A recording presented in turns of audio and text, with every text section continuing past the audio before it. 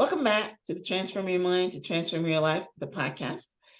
This is Life Coach Myrna Young, and you're listening to Author's Corner, where we highlight and showcase local authors. Today, I'm speaking to Carol M. Williams, author of Forgiveness as a Lifelong Journey. And we're going to be talking today on the power of forgiveness. Welcome, Carol. Thank you so much, Myrna. Good to be here. I appreciate Yes. Powerful book, Carol. Very good book. So I'm very glad that you wanted. I'm very interested in hearing your story and why you chose to write a book about forgiveness. Mm-hmm. But for a listening audience, let me give them a short synopsis of your book summary, in fact. And it says that forgiveness as a lifelong journey is your guide and light towards a profound transformation in a world marked by grievances and resentments. Through the pages of this book, you will discover the path to self-forgiveness, a transformative journey that untangles the roots of self-blame, addresses guilt and shame, and nurtures self-compassion. You will also explore the art of forgiving others, confronting your emotions, fostering empathy, and releasing the grip of resentment. Finally, you will learn a 9-step program for learning to forgive so that you can take an active route to forgiveness. Forgiveness as a lifelong journey is a heartfelt guide that empowers you to release the weight of the past, embrace a future filled with love and understanding, and change your life one forgiven step at a time. I love it. You know, in preparation, I had to go back to the Bible to see, what exactly the Bible talked about forgiveness. And one of the scriptures I pulled up was the Bible teaches that as the Lord has forgiven you, you also must forgive. So as we start off, Carol, how can we practice forgiveness? What is it your book is teaching the readers to how do you teach the readers to practice forgiveness? All right. So I have to start off by saying that forgiveness is fundamental to our relationships. First, our relationship with God, with ourselves, and with our fellow men. So that's fundamental. So you also mentioned about the Bible's advice to forgive others as God has forgiven you. I want you to think for a moment, what would happen if God did not forgive you? Yeah. What would your life be like if he was not forgiving you? And so he asks us to forgive others just like he has forgiven us. And the fact is that we need to be forgiven by God because we mess up every day. And we usually ask him forgiveness. So he basically says, just like how I'm forgiving you for all those things you do on a daily basis, forgive your fellow men. But it goes further. And this is important because the Bible says that if you forgive others, then the Lord will forgive you. It goes further to say, and this is very important. It says that if you do not forgive your fellow men, the Lord will not forgive you. Yeah, again, it's true. That is something to think about, something to ponder, because many of us tend to think that forgiveness is simply, optional. I can choose whether I forgive you. But it's clear from these scriptures that it's mandatory.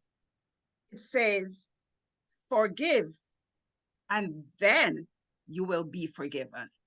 Think about that. So I like to be very practical. So how do we practice forgiveness?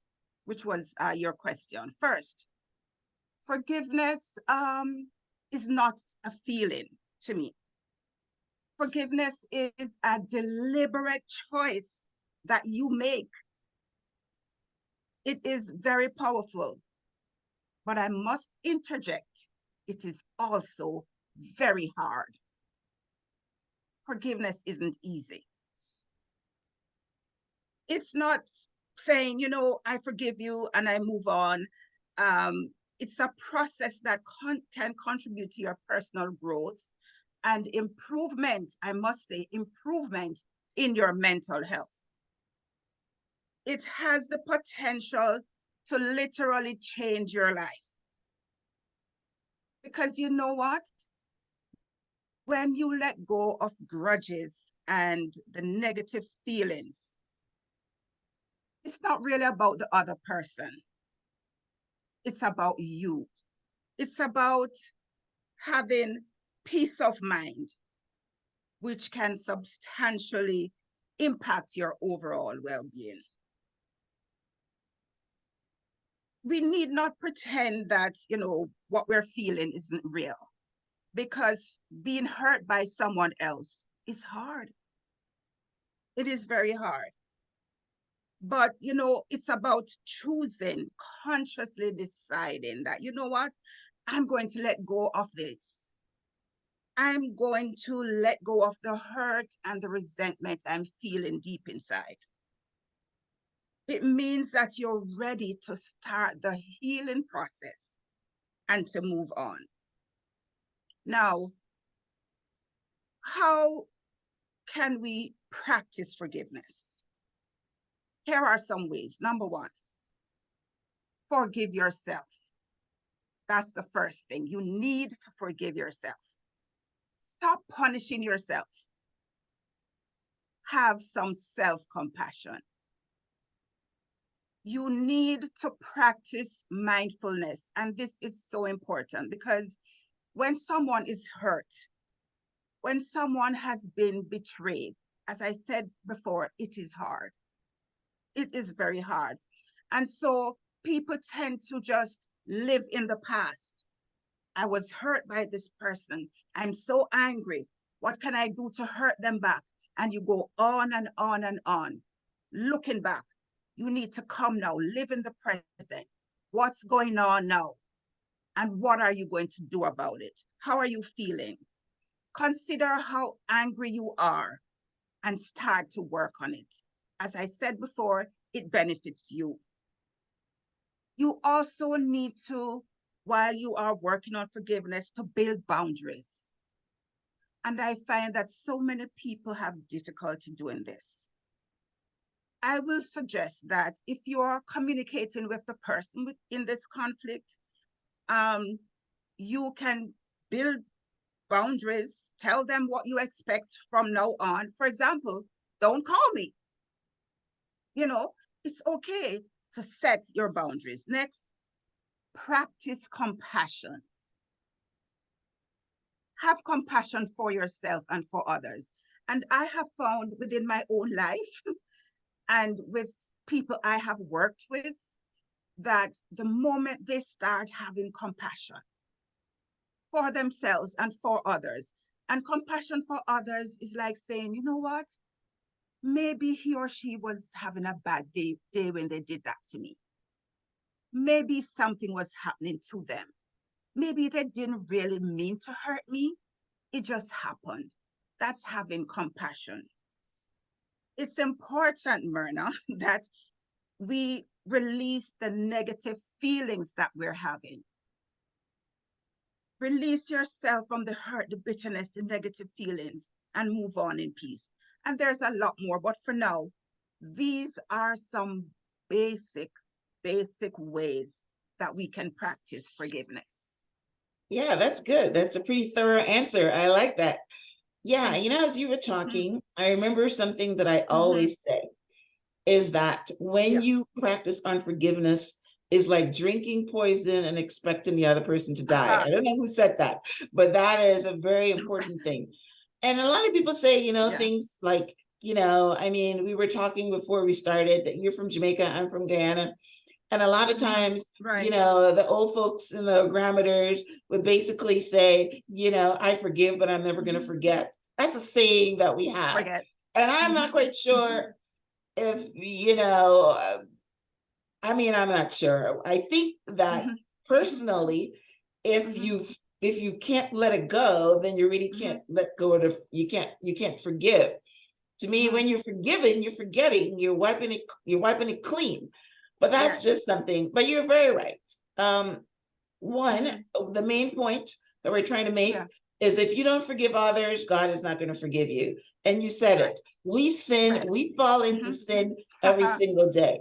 Like my pastor says, sin is something you fall into. Transgressions is when you know what you're doing and you do it anyway. Right. But we fall into sin every day, and we want the Lord to forgive us. And you said something very important. What would happen to us if the Lord doesn't forgive us? Exactly. But I'm curious, what is your forgiveness story? Who did you have to forgive? What made you decide to write a book on forgiveness? Okay. Can you personalize this for us? So I had a major experience in my life. I mentioned it a little bit earlier about my maybe not. My experience first thing was with my stepmom who raised me. Now, my stepmom experienced a major betrayal in her relationship. And I was a product of that betrayal. And she decided that she was going to raise me. I don't know if I need to say anymore. Just consider that. You are raising this child who is the result of that betrayal. Consider that hurt, that pain every day, 24/7. I'm doing this, but this is it. This is my experience. It was hard on her. And I give the whole thing in my book, but one of the things I noticed, even as a small child, is that she was always so angry. I didn't do anything, but she was just angry. What happened? I didn't do anything. But I was too small to understand the pain and the hurt that she was going through. And by the way, she was still married to this man, still a Christian, going to church and still married. I guess she felt that she, as a Christian, those days people in our communities, they feel that no, you can't I'm divorce, glad you can't leave. Right. I'm glad that you talked about compassion because you know, she probably felt some kind of compassion for you and she took you in, but then you reminded her every day of it. And that's why she was angry. Right. She was I use the word struggling. She struggled. And the long and short of it, you want the story, get my book, because I talk about confronting her when I was much older, and I kind of recognized I was now a professional, and I figured what all that was going on. I didn't talk to her about it before, but now I decided to. And I said, have you forgiven that person? She said, no. I said, okay, would you like me to be a go-between to kind of, she said, no. I will never, ever forgive that person. Okay. This was after maybe 30 odd years. Wow. She It's a very hard thing to do. It's a very hard thing to do. Yes. And a child, a child kind of makes the hurt really bad because I've known a lot of women that their husbands cheat on them and with the child and they can never get past it. They might be able to get past it if there was no child involved, but when you have a child, it's very hard to get past it. And not just that. In many cases, the child isn't even around. They're somewhere. This one was in the home. You're doing everything. You're raising, you're feeding. Yes. Well, she's probably a Christian woman and try to want to do the right thing. Right. She was. Right.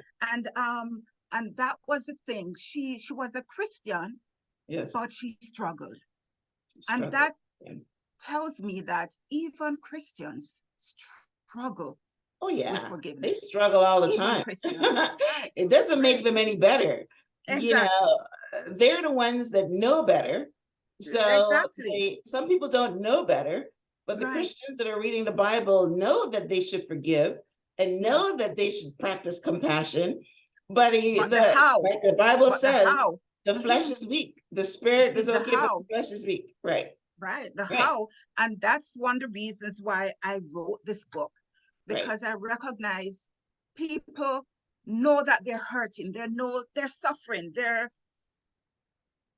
just not being themselves. They're not being what God really wants them to be, but they're stuck and they don't know how to get out of it.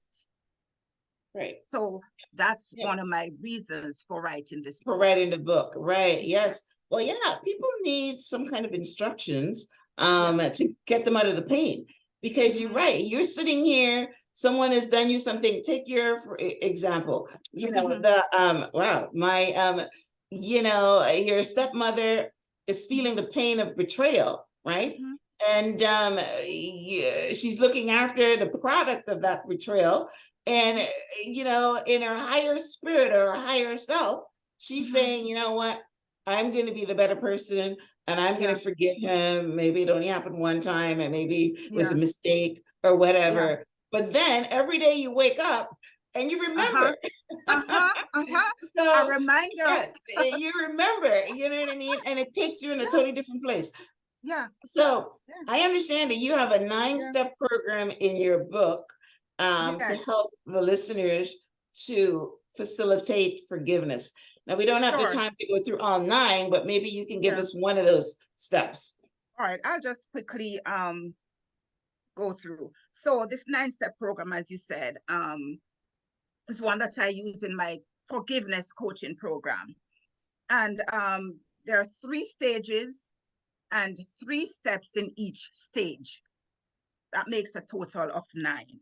Okay. And what I really try to do, there are 3 core problems that I try to address in this program. One, holding on to anger and resentment towards someone who has wronged you.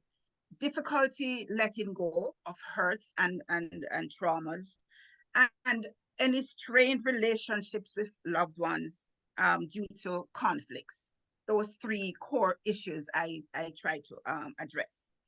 Um, I, of course, the 3 stages are uncovering the hurt, healing the heart, and then embracing forgiveness. And I can just go and list, if I don't have time to go through, explain what they are. I can just list the steps. So step 1 is identifying the hurt. We do an assessment. Where are you? What's going on? How is this thing affecting you on a daily basis? Then we identify the trigger. That's step 2. What is causing you to feel this way? Why is this hurt so difficult? What is it? We get into that. So we get to the point where we help you to accept your past. Because the truth is, you cannot change what happened. You You can. cannot do that. So you accept that where you are presently and where is it that you want to be in the future. Uh, step, step 4, releasing resentment. And this is where I find that a lot of my clients suffer. This is the most difficult point for them to release all this pent up. And many of them for years, many years, they're experiencing this. And sadness, hurt, bitterness. So we help them to release those. Step 5, embracing empathy and understanding. And we went through that previously a little bit. So this is usually a turning point in the program, where we focus on helping them to have empathy, not just for themselves, but for others as well, whoever hurt them. Then step 6 is restoring self-worth.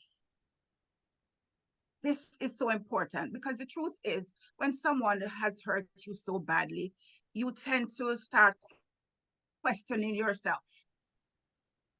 Am I a good person? Did I do something wrong? Maybe I'm not so good. Maybe. So your self-worth takes a nosedive, and we need to work on that. help you to start appreciate the positive things about you. You know, we work on that. Then step 7 is actually extending forgiveness. And for each person, that will look differently. You know, Mhm. for some persons, they might be able to call the offender, and for others, they cannot. They can just Yeah, they work on might be already themselves. dead. Right. Yes. Exactly, Right. exactly. So step 8, this is where it gets exciting. Crafting a new narrative. In other words, you're constructing a new positive story around your experience. It's like, I would say, starting a new chapter, moving forward, creating a new narrative. And finally, step 9, excitingly, celebrating emotional freedom. Now, this is exciting. This is when you have come to the point where you are now, you feeling free. You feel that you have released all those pent up hurt and anger, and you are now free. So, in a nutshell, those are the 9 steps. Yeah, those are great steps. As you were Thank going you. through them, Mm-hmm. I'm listening on the with the air of practicality, Mm-hmm. and that is a good coaching program. And I Mm-hmm. like the way you start from where you start from and where you end up. And Mm-hmm. yeah, a lot of people would actually need help with that because Mm-hmm. on your own, then all you're It's going to do is difficult. feel and think, and the thoughts Yeah. keep coming. You know what I Yes. mean? And you can't get rid of them Yeah. because your mind just Yeah. gives you these thoughts and there's Yeah. nothing you can do about it. But That's yeah, right. if you learn, I'm reading a book right now that Mm-hmm. it's called Be the Love You're Looking For. And Right. basically, the psychologist is going through the same thing. Mm-hmm. Go through your past hurts, Uh-huh. understand how it makes you feel in your body, Right. and try Mm-hmm. to reprogram it, like you said, That's right. a That's new right. story. So Mm-hmm. yes, this is Mm-hmm. this is great. So Mm-hmm. listen, guys, if you're having that's a pretty potent story too, Mm-hmm. as your origin Mm-hmm. story, Mm-hmm. Carol. So you guys, if any of you are listening and you can identify with Carol's story, you can identify with someone that's hurt you. I don't think any of us go through life without being hurt, Uh-huh. Yeah. abandoned, or Yeah. something. And um, uh, it's a lot of just like how you started with your childhood. It's usually in your Mm-hmm. childhood, That's and right. you've got to the core Yeah. wounds, and obviously Yeah. you're on the other side of your wounds, but a Mm-hmm. lot of people are still with their wounds. So Mm-hmm. Mm-hmm. this is a good book to help people to start to Mm-hmm. heal those Yeah. childhood Yeah. core wounds. All right, so tell our listeners Mm-hmm. how they can connect with you and pick up a copy of your book. Are So, you on social media? yes, I am on social media, um, on Facebook, Carol M. Williams, and on Instagram, it's just let me remind myself. On Instagram, I'm sorry, it's forgiveness coach Carol. Okay. Forgiveness Coach Carol. All right. Let me just I double check will link that. out to it on the show page, which is It's blog.myhelps.us. And of course, your book is on Amazon, right? forgiveness dot coach dot Carol. So remember the dots in Okay. All between. right. The dot. Forgiveness Okay. dot coach dot It Carol. will come up That's though. yes, sure. Yes, Instagram will, yes, once you start right, with the forgiveness, right. Instagram will, So, whatever. and also my email, Carol at your new story llc.com. Okay. I Email. like And that. my website is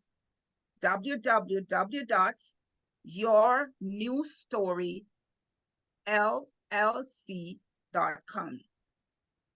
And on the website, you can book a call with me and you can learn about my forgiveness program as well on the website.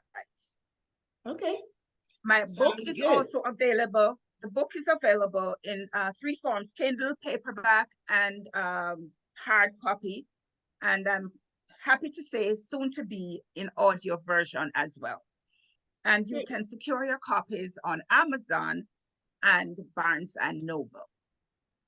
Job. That's awesome. I look forward to you Awesome. buying and leaving a review. Thank you so Okay. much. Yeah, that's amazing. Yes. Well, I'm impressed with your work. I'm impressed with your book. I'm impressed with all your, your social media handles and everything. And yeah, this is important work. So thank Yes, you for thank you. coming on the show and allowing me to showcase your work. I hope that anyone that's listening, that they will go and pick up a copy and just basically learn how to forgive.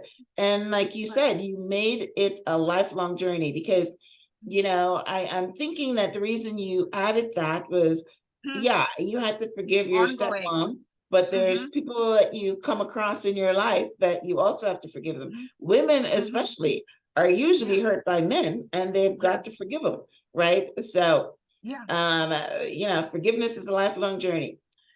Well, hello guys. So we've come to the Doesn't end of stop. our show. We've come to the end of our show for today. I'm going to have a transcript of my conversation with Carol on the show page, which is blog.myhelps.us. I will also link out to her book, her website, her Instagram handles, and so that you can follow her and get some more information.